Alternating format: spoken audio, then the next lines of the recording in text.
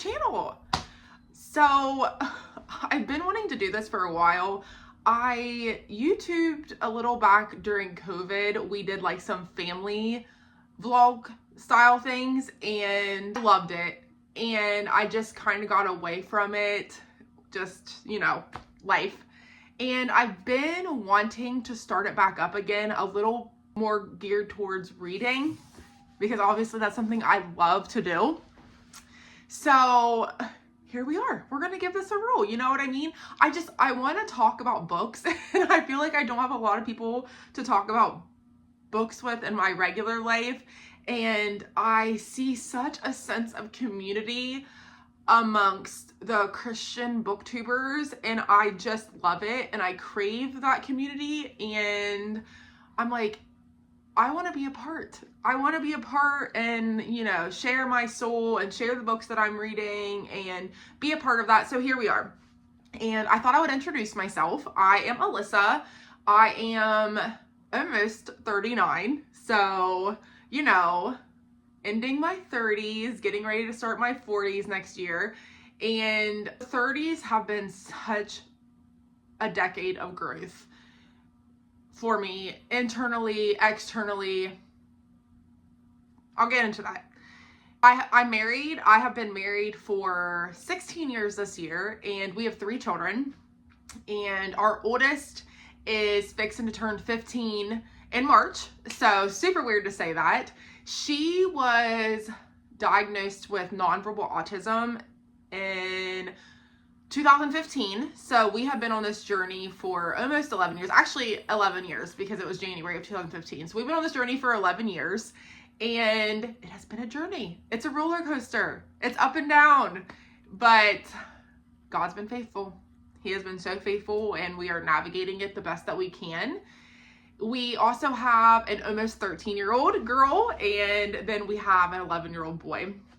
And this space of parenting is so enjoyable. I see new parents starting out, and I can remember having 3 children in 4 years and navigating diapers and being up all night and diaper bags and vans that never stayed clean, and and it's such a new space to be in as a parent with having these older children and actually being friends as well as a parent. It's been such a blessing and so enjoyable. I absolutely love it. I was a stay-at-home mom with them until 2022, and now I work full-time. I do work remotely, so I'm very thankful for that. I do enjoy my job. I love my job, and I'm very thankful that I'm still here when they leave for school in the morning. I guess I have 2 of them leave for school in the morning. One of them is homeschooled. Our youngest is homeschooled. And I'm thankful. I'm thankful I get to be present. I get to be a mom and still work remotely. And I'm so grateful. And yeah, so that's me in a nutshell. I love reading. I've loved reading since I was in high school, and actually even middle school. And it's been such an enjoyable part of my life. And just recently, which I shouldn't say just recently, God has been working on me. Okay, so I was raised in faith. I was raised going to church. I knew all of that. And then at 19, I just kind of walked away from everything. And for many, many years, I was about as far away from God as you could possibly get. I did not make the best decisions. I just really walked away. Even when I know I shouldn't. I just walked away. And I always tried to get back to him. You know what I mean? He was always reaching out for me and wanting me to have that deep relationship with him again. And I just constantly pushed it away. And August of 2024, I rededicated everything to him. I found him in a way that I've never known God. even as a teenager. I found him in a way that I've never known him. And he's changing everything for me.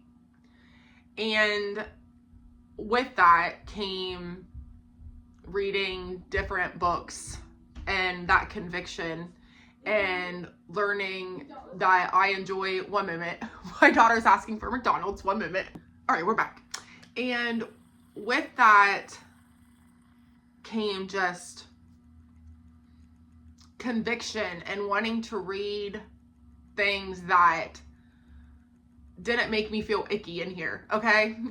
And he's changed it. I mean, it's been hard and I'm still on that journey. Like, I'm not perfect. I'm learning on this journey, and, you know, we're taking it every day and, you know, praying and asking God, is this going to serve me?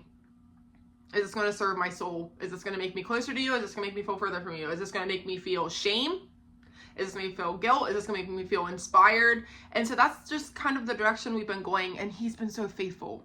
He's been so faithful on this direction. So faithful. So, having said that, I wanted to talk about books, obviously, and talk about what we are going to read in the month of March. Okay? So, I've got my little notes here, and I'm going to talk about my March TBR. And it is a hopeful list. I'm hoping to get through all of these. The first one on the list, there is a Christian fiction book club on Fable that I'm a part of. And the book of the month is Kinfolk by Sean Dietrich. I don't know anything about this. To be honest, I do not like to look up. I don't even read the back of these before I read them. I don't enjoy going. I don't like to know what's going to happen when I go into it. I like just to go in blindly. So anyways, Kinfolk is on the list for the Christian Fiction Book Club on Fable. I'm really excited for this. This is my first time reading with this particular book club, so I'm really excited for this. No idea. Just as Kinfolk is the Southern story you've been waiting for. Sounds perfect to me. So anyways, this is first on the March TBR list. And I watch Alma on here. I don't know if y'all have seen Alma, but I love Alma. I've been watching her on here, and she talked about a middle grade March. So I'm going to read The War That Saved My Life for middle grade March. I actually won this forever ago. I don't know if y'all remember LuLaRoe, but I did like a million LuLaRoe giveaways, and I actually won this back in the day and just haven't read it yet. So I'm really excited for this for middle grade March. And then we have third on the list. Okay, so number 3 for this trilogy. Okay, so I read If I Run, and oh my gosh, I am not joking. When I tell y'all that I read this book in like 18 hours, I read this book in like 18 hours. And then I also immediately watched the Lifetime movie of this book. And oh my gosh, dude, I was hooked. 5 stars. 5 stars all around. It was so intense, and I love the faith elements, and, you know, searching for God, searching for truth. I loved all of it. And then I just read If I'm Found, and I gave this 4 stars only because some of the topics were a little tough for me to read. When I say I ate this up, I think I couldn't even breathe. All right, sorry, got a phone call there. So I could not even breathe on the last half of this book. I even looked at my family, I was like, I am shaking. And I couldn't even put it down. And obviously, once again, I love the faith elements in here. It's so funny because the books that I've been reading, a lot of them have been talking about a verse in Romans about all things work together for good. And that was in this book too. And I was like, Lord, you are talking to me through these books, which once again, I'm thankful for his guidance and his convictions, because that's what I need with books. And I was like, Lord, you're talking to me through these Christian fiction books, and I feel it. And I'm trying to trust that all things work together for good. So, having said that, the third book in the series is If I Live. I ordered it already. It's supposed to be here tomorrow. Shout out to Amazon. So I'm really excited. That's on my March TBR. And then Next is Up From the Dust by Heather Kaufman. I have never read anything from Heather Kaufman. I have seen good things. I know this is the story of Martha, and this is going to be part of book bingo that I'm doing, and it's an author from the country that you live in. So this is for Heather Kaufman. I'm really excited for this. And then next is we are doing The Atonement Child. This is for Oshina. She has a book club on Fable where we're doing Francine Rivers. I read The Lady's Mine last month and loved it. That was my first Francine Rivers book. So I'm super excited for this. I do know that this has some heavier topics, but I'm very excited. Francine Rivers, The Lady's Mine was just, what a delight. Just, I loved the female main character and just her convictions and her spirit, and I just love the way Francine Rivers writes. So I'm really excited for this book and to have a discussion over it. And then next, I've never read a Pepper Basham, but we're going to do Some Like It Scott for St. Patrick's Day. I am doing a genre book bingo, and romance is on the list. Like I said, I don't read anything before reading the books. Like, I don't read the backs of them, but I do know that this is a romance. It says it's swoon-worthy. So I'm really, really, really excited for this, to read this, my first Pepper Basham. I've seen good things about it, so I'm really excited. And then next, we have a book club. A few friends of mine in town are doing a book club, and I really like it because we all read like different genres, and I don't think that we would ever find a book that kind of meshes the genres that we read together. However, we are doing a really cool thing where we're going to do a theme for the month, and then you pick a book following the theme. So this month was green on the cover because obviously St. Patrick's Day. So I did The Belle Tolls at Traeger Hall by Jamie Jo Wright. I am reading Spectres in the Glass House by her right now and absolutely love it. I'm probably like 60% of the way done. I'm a big mystery girl, and this journey that God has taken me on with learning about new books that I can read that enhances my faith but also fills that genre need that I have. Jamie Jo Wright seems to fit those boxes for me, so I'm really excited. The Spectres in the Glass House does that. I love the faith elements, but it also has that spooky paranormal aspect to it, which I'm a huge fan of. So I'm really excited for this, for that book club. And then we have the last of my physical books. We have March Mystery Madness. I'm going to do a cozy mystery, and it's going to be Murders and Metaphors by Amanda Flower.